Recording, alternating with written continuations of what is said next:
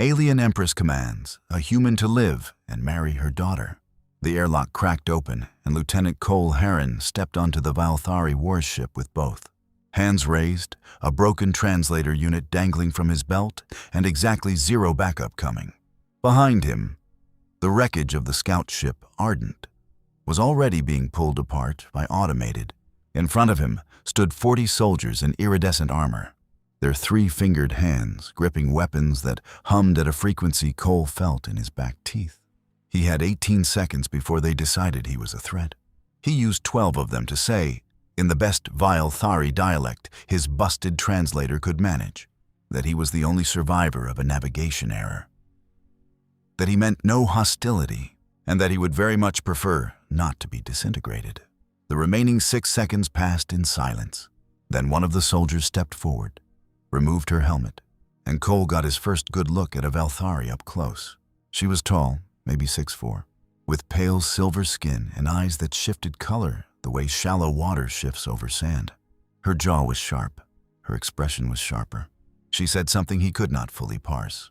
His translator caught 2 words: prisoner and interesting. Cole decided both were fine. They took him to a holding room that was nicer than any bunk he had ever slept in on a human. Smooth walls, filtered light, a sleeping surface that adjusted to his weight. He cataloged the exits anyway. One door, magnetically sealed. Ventilation shafts too narrow for his shoulders. He sat on the floor in the center of the room and waited.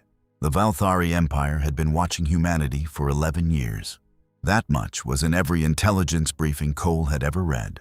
They had never made contact, never responded to signals, just watched, with the detached patience of something that had been old when humanity was still. Drawing pictures on cave walls. The door opened 4 hours later. The woman who walked in was not a soldier. Her robe was the deep green of something that had never seen sunlight, and the rank insignia along her collar were so dense they overlapped. Cole's translator, struggling back to partial function, caught one word from her title before it gave out again. Not because protocol demanded it, but because his instincts did. She was older than the soldier who had brought him in, her silver skin carrying a faint luminescence that the younger Valthari did not have. Her eyes were fixed on him with an attention so complete, it felt like being weighed on a scale, calibrated for things much larger than one lost human lieutenant. His translator caught maybe half. You navigated, alone, into sovereign space. Without dying, in the debris field. He had, in fact, nearly died 4 separate times in that debris field. He did not mention this. The translator caught more this time, as if it was warming up or as if she was slowing down for him. Our debris field has destroyed 14 vessels in the last 2 years. One Kathrani frigate that should have known better. She paused. You flew it manually. My nav system failed at entry, Cole said. I used visual reference and thruster adjustment once. Then she said something that his translator handled perfectly, with no lag, no distortion, as if the machine itself wanted to make sure he understood. You will not be returned to your people. Cole's chest tightened. He kept his face even. May I ask why? She looked at him the way he had once seen a researcher look at a specimen that had done something unexpected under a microscope. Because you are useful, she said, and because you are alive when you should not be. Things that survive when they should not are either dangerous or valuable. She tilted her head. I have not yet decided which you are. Could be both, Cole said. Her expression did not change. You will remain on this vessel, she said. You will be fed. You will be treated without cruelty. You will not attempt to contact your government. And in exchange. She said nothing to that. She turned toward the door. Cole spoke before he could think better of it. You came here yourself, he said. An Empress doesn't walk into a holding room to deliver standard prisoner terms. What do you actually want from me? She stopped. She did not turn back. We will speak again when you are less depleted and I am less cautious. The door sealed behind her with a sound like a held breath releasing. Cole stood in the center of the room, his legs finally admitting they were tired, his hands finally admitting they were shaking. He sat back down on the floor. He pressed his palms flat against the smooth, cool surface and focused on breathing. He had been a lieutenant for 3 years. He had been in 2 engagements, 1 close rescue operation, and 1 incident that his file described as unconventional problem-solving under duress. Nothing in any of it had prepared him for this. The Valthari Empire contained 47 inhabited systems. Their military force was estimated at 400 times the total capacity of the human fleet. They had technology that humanity had been trying to reverse engineer from debris for a decade. He turned that over in his mind for a long time. Then he lay down on the sleeping surface, stared at the filtered light above him, and thought about the debris field, about the way he had read the gaps between the rotating fragments, about how the trick was not to fight the spin but to use it, to let the current of destruction carry you through rather than across. He thought about the Empress's eyes, the way they had moved over him like she was reading something written in a language he thought about the word useful. He fell asleep thinking that the most dangerous thing you could be in someone else's territory was something they had not yet figured out how to categorize. He woke to the sound of the door opening. The silver-skinned soldier from before stood in the frame, helmet under her arm. "The Empress will see you," she said in clipped but clear human standard. "Now." Cole sat up, ran a hand through his hair, looked at the soldier. "Do I get breakfast first?" A pause. He straightened his uniform out of habit, even though half of it was held together by emergency seal tape from the crash. "Lead the way," he said. The corridor outside was not what he expected. It was not sterile or utilitarian the way human warships were. The light sources were organic-looking, warm rather than clinical. The soldiers they passed stood straighter as the silver-skinned woman walked by, and Cole cataloged that. She was not just a soldier. They stopped in front of a door that was taller than the others. It opened without the soldier touching it. Inside, the Empress stood with her back to them, looking at a display that stretched across the entire far wall. Cole recognized one cluster near the left edge as human territory. It looked very small. Standing beside the Empress, half turned toward the door, was a young woman. Younger, maybe Cole's age, maybe slightly less. Her expression was difficult to read, layered in a way that reminded Cole of someone working hard to look calm. "Lieutenant Cole Heron," she said. "I have made a decision." Cole stood straight. "I'm listening." "You will not be returned to your people," she said as before. "But the reason has changed." She gestured toward the young woman beside her. "This is my daughter," the Empress said. "She will take command of this fleet in 4 years when I step down. She is brilliant, disciplined, and deeply unprepared for what command will actually require." A pause, weighted and deliberate. She has never had anyone in her life who would speak to her honestly. Everyone who surrounds her tells her what she wants to hear. Cole looked at the daughter. The daughter looked back at him with an expression he could now read clearly. She was not pleased. "You," the Empress said, "will not tell her what she wants to hear. I watched you speak to me without calculating consequences first. I watched you survive something that required instinct over training." She folded her hands. "My daughter needs someone like that. Someone who cannot be intimidated into flattery."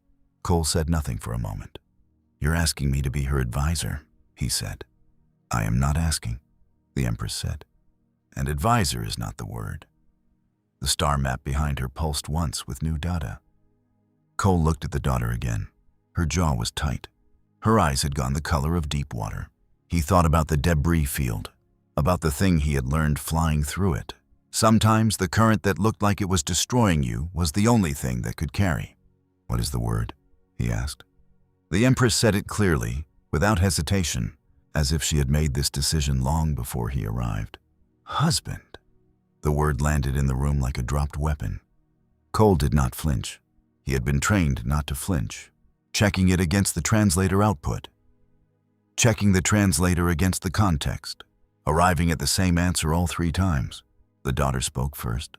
Her voice was controlled in the way that things are controlled when they are very close to not. "Mother," she said in Valthari, which Cole's translator now caught clearly. We discussed this would not be decided without my. We discussed that you would be consulted. Then I decided. The daughter's eyes went flat and brilliant at the same time, like ice over something moving underneath. Cole looked between them. He recognized a family argument that had been running long before he walked into the room. He had grown up watching his parents do the same thing, the tightness around the mouth. The precise word choices of people who knew exactly where the other person's soft spots were. You can command an empire. You can command your fleet. You can command my detention. You cannot command me to marry someone. She looked at him. He held her gaze. I cannot force you. He had not expected her to concede that so cleanly. But I can present you with the full picture, she continued, and allow you to choose. She moved to the star map. Her finger touched human territory. The cluster near the left edge. Your government does not know where you are, she said. Your ship's wreckage, as of 2 hours ago, has been moved to a location consistent with a micro-debris strike. Your people will log you as lost in transit. Then a formal declaration of death. Cole felt the floor shift under him slightly, not physically, but in the way facts rearrange a room. You've already done it, he said. Yes, so returning me is not an option. Returning you creates complications. Your government would want to know where you had been, what you had seen. A war neither side is prepared to fight. Cole stood very still. You're telling me my choices are marry your daughter or stay a prisoner indefinitely? No. She touched the map again, and a third region highlighted, far from human space, far from Valthari core systems. Your third option is relocation, a neutral settlement world. You would live well and communicate with no one. He looked at the settlement world, a place where nothing he knew would matter. He looked at the daughter. She was watching him with the expression of someone who desperately wanted him to pick the third, which, for reasons he could not fully explain, made him less inclined to do so. What's your name? He asked her directly. Cole suspected people did not often address her without preamble or title. Do you want this? Her jaw tightened. What I want has apparently been noted and set aside. That's not what I asked. She looked at him for a long moment. He had the sense she was deciding whether to lie. I do not want a human husband selected by my mother as a corrective measure for my alleged character flaws. Good, Cole said, because I don't want to marry someone who doesn't want to marry me. So we agree on something. He turned back to the Empress. Well, what exactly is wrong with her advisors? He asked. Specifically, the Empress regarded him with that microscope expression again. She has 12 senior advisors. Every one of them has told her, in the past year, that her tactical decisions are exceptional, that her diplomatic instincts are perfect, and that her leadership style requires no adjustment. And 3 of those tactical decisions resulted in avoidable casualties. 2 of her diplomatic positions collapsed within a season. Her leadership style causes capable officers to request transfers at a rate 4 times higher than average. The Empress paused. No one tells her. Because she is the Empress's daughter, and telling her is dangerous. Cole looked at Sael. Sael's expression was doing something complicated. He could see she knew these numbers. He could see she had not been told them this directly before. Not stacked together like that. Not delivered without cushioning. So you want someone she cannot intimidate, Cole said. Someone outside the hierarchy. Someone who has no career to protect inside your system. Someone, the Empress said, who survived a debris field that kills everything else. Which suggests he is difficult to kill and difficult to redirect once committed to a course. Cole ran his hand over the back of his neck. The thing he had been turning over since the Empress first said the word useful was that the settlement world sounded like dying slowly. It sounded like being erased. He had spent 3 years in uniform because he needed to be somewhere that mattered. A quiet planet where nothing he did or said touched anything real was not surviving. It was just a longer version of the debris taking him. If I agree, he said, what does this actually look like? You would have full access to fleet operations, council meetings, and strategic planning. You would hold a formal rank within the imperial household. You would not be a prisoner. You would not be a trophy. The Empress's voice was precise. You would be a partner to my daughter. In work, in counsel, in time. Whether more than that develops is between you and her. Cole looked at Sael again.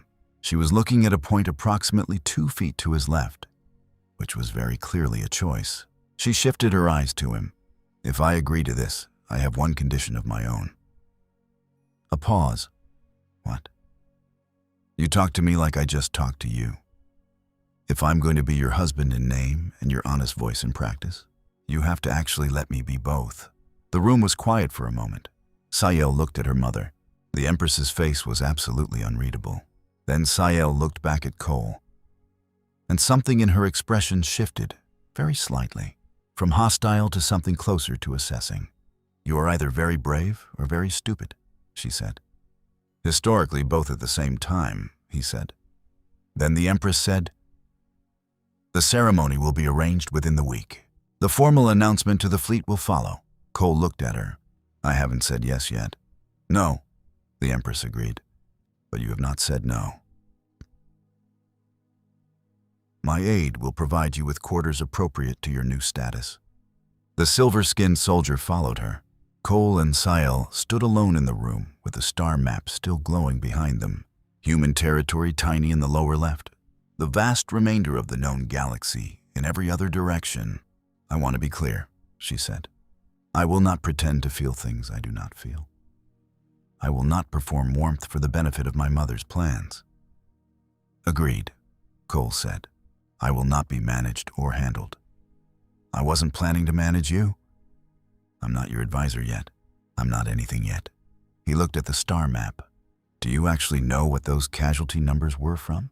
Which decisions? A beat of silence. Did you figure it out yourself, or did someone eventually tell you? Her jaw tightened again. Then she said quietly, myself, much after. Cole nodded slowly. He thought about what it cost to admit that, to a human she had not chosen and did not want. He thought about the debris field, the current that carried you through if you stopped fighting it. Okay, what? Okay, I'll take door number 2. He looked at her. But I meant what I said, both of us. Sael studied him for a long moment. You are going to be very irritating, she said. But you're going to be better at your job. Her eyes went that shifting color again. She turned away from him and looked at the star map. My mother, she said mostly to herself, is going to be insufferably pleased with herself for the next decade. Cole looked at the map. How long do empresses usually live? He asked. Several centuries. He closed his eyes briefly. The formal ceremony was 12 minutes long and involved Cole repeating 7 phrases in Valthari, that is new translator, a military-grade unit fitted around his wrist like a bracelet, rendered back to him in real time. He repeated them correctly. The officiant, an elderly Valthari with deep violet skin and an expression that suggested he had done stranger things in his long career, registered the union in the imperial record with a stylus and a single long mark. Sael stood beside Cole through all 12 minutes without looking at him once. The Empress watched from a raised platform with the composure of someone watching a successful. Afterward, Cole was taken to the quarters he would share with Sael on the forward deck, which were large and divided by a partition that Sael had clearly installed that morning because the adhesive anchors were still slightly warm when Cole ran his hand along one. He did not mention it. He put his 3 remaining personal items on the shelf nearest his side of the partition. His backup compass, broken but kept. A photo of his younger brother, taken on a hiking trip in Colorado. A folded piece of paper with his mother's handwriting on it that he had carried for 6 years and had not unfolded in 4. He sat on his bunk and looked at the ceiling. He was married to an alien princess. He was legally dead to everyone who had ever known him. He was on a warship the size of a small city, moving through space at a velocity his old navigation charts had marked as theoretical, heading toward a fleet review that Sael was scheduled to conduct in 3 days. He pulled out a blank page from the notepad the aide had left, picked up the stylus beside it, and started writing down what he knew about Valthari fleet structure. The partition door opened. Sael stood in the frame. She had changed from her ceremony robes into what Cole was beginning to understand was her working uniform, a deep, gray-fitted jacket with rank indicators on both shoulders. Her hair pulled back in a way that looked efficient rather than formal. She looked at his shelf, at the compass, the photo, the folded paper. She did not comment on any of them. "The fleet review in 3 days," she said. "I assume you want to be present." "Yes." "You will not speak during the review." "I?" "No." She looked at his notepad. "What are you writing?" "What I know about your fleet structure, so I know what I don't know. Then I figure out how to fill them." She was quiet for a moment. Then she walked in, sat across from him on the edge of the opposite chair, and held out her hand without preamble. He handed her the notepad. Her expression did not change, but her eyes moved faster toward the end, which Cole was already learning meant she was interested. "You know more than you should," she said. 11 years of your ships being in our space. We noticed?" He paused. "Some of it is wrong, though." "Which parts?" "You tell me." "That's the more useful exercise." She looked at him over the notepad, that assessing expression again. "The tonnage estimates for the command carrier class," she said. "We run lighter than your analysts think. Speed over armor in the 3rd iteration." He took the notepad back and corrected the number. "What else?" "The relay communication range. You have it as 40 light minutes. It is 62. Defensive gap for the picket line, then?" "Yes. Something your fleet could theoretically exploit." Cole looked up. "You're telling me this?" "You are my husband," she said flatly, "and my mother intends you to be my counsel. Counsel with wrong data is useless." She stood. "There is a strategy briefing tomorrow at 3rd bell. I will have you admitted." She walked back toward the partition. "The 3 officers who requested transfer. Do you know why specifically?" A pause, longer than the others. "The official reason was personal preference and reassignment opportunity. And the real reason," her shoulders were very still, "I have been told my expectation of standards is inflexible." "What do you think?" She turned to look at him across the room. "I think that standards exist for reasons, and that flexibility without principle is just inconsistency with better optics." Cole thought about that. "You're not wrong," he said. "But there's a version of maintaining standards that tells people they can improve, and a version that just tells people they failed. Very different outcomes." She looked at him for a long moment. "That is either very wise or very obvious," she said. "Probably both," he said. "Good night." She went through the partition. Cole went back to his notepad. He wrote, "She listens. She has decided I am not an immediate threat." Then he wrote, "The casualty decisions. Find the case files before the strategy briefing. Need specifics, not summaries." He fell asleep with the notepad on his chest and woke up when the ship's lighting shifted to the case files were harder to access than he expected, not because they were classified from him. His new status apparently opened most doors, but because the filing system was organized on a logic he spent 40 minutes puzzling through before the pattern clicked. Valthari organized information by the outcome rather than the event. You looked up what had happened and worked backward to the cause. Cole, trained to do the opposite, found it disorienting and then fascinating and then, once he understood it, genuinely elegant. He found the 3 casualty incidents an hour before the strategy briefing. He read them twice. Then he went to the briefing and sat in the back as he had agreed, and watched Sael run it. She was extraordinary at it. He could see that immediately and completely. Her command of detail was total. Her questions were precise, targeted, surgical. The officers around the table responded to her with the snap of people who knew she would catch anything they had not prepared for. The thing the advisors had been too comfortable to name. She did not ask for alternatives. She presented a plan. She asked for confirmation of elements. She welcomed objections to logistics. Collective brain around her to challenge the premise. She was brilliant, and she was working alone in a room full of people. After the briefing, when the officers filed out and Sael was gathering her materials, Cole crossed the room. She looked at him. "You agreed not to speak. Briefing's over." A pause. "What?" "The Relin engagement," he said. You had the right tactical read on the Kethrani position, but you discounted Lieutenant Varro's suggestion about the third flank because she offered it. Tentatively, and you interpreted tentative as uncertain. Sael went very still. She was right, Cole said. The third flank was exactly where the casualties came from. The room was quiet. I read her suggestion as uncertain because it was delivered without confidence. Sael said. Her voice was level. She delivered it without confidence because she'd been corrected sharply twice before in... She had the answer. She'd learned not to push it. Sael set her materials down on the table. She looked at them rather than at him. The second incident, Cole said, is the same pattern with different people. The third one, too. You read all three this morning. Yes. She picked her materials back up. She walked to the door. Cole thought she was going to end the conversation there. She stopped in the doorway. Is Varro still on this ship? Yes. Third tier tactical. Have her transferred to first tier. Prep brief assignment direct to me. She paused. And find me whoever else has been delivering uncertainty in my briefings. I want their actual track record. She left. Cole stood in the empty briefing room with the tactical table still glowing. He thought she processed it in real time. Just the next correct move. He thought about what the Empress had said. Brilliant and deeply unprepared.